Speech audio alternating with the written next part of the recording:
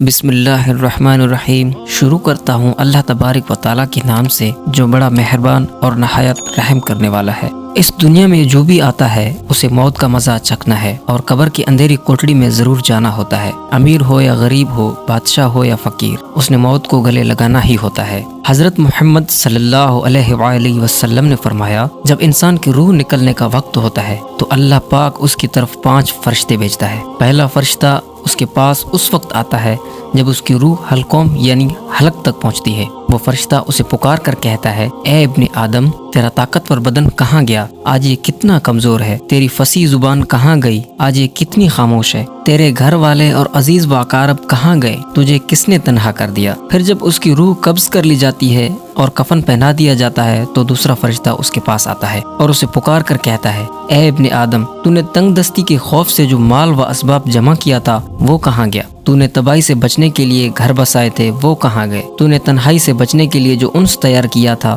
وہ کہاں گیا؟ پھر جب اس کا جنازہ اٹھایا جاتا ہے تو تیسرا فرشتہ اس کے پاس آتا ہے اور اسے پکار کر کہتا ہے، آج تو ایک ایسے لمبے سفر کی طرف رواں دواں ہے جس سے لمبا سفر تو نے آج سے پہلے کبھی طے نہیں کیا۔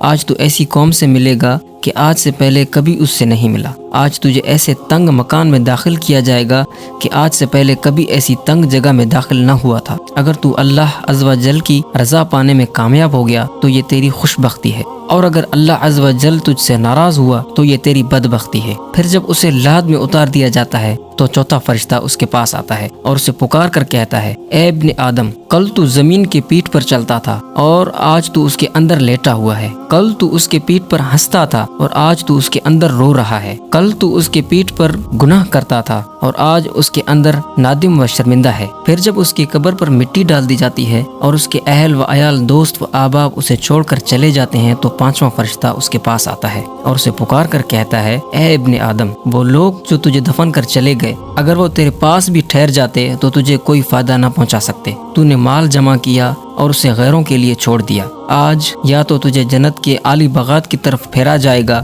یا بھڑکنے والی آگ میں داخل کیا جائے گا۔ اللہ اکبر۔ اللہ تبارک و تعالی ہم کو نیک اعمال کرنے کی توفیق عطا فرمائے۔ تو دوستو، مزید اس طرح کی ویڈیوز کے لیے ہمارا چینل سبسکرائب کریں۔ اللہ حافظ۔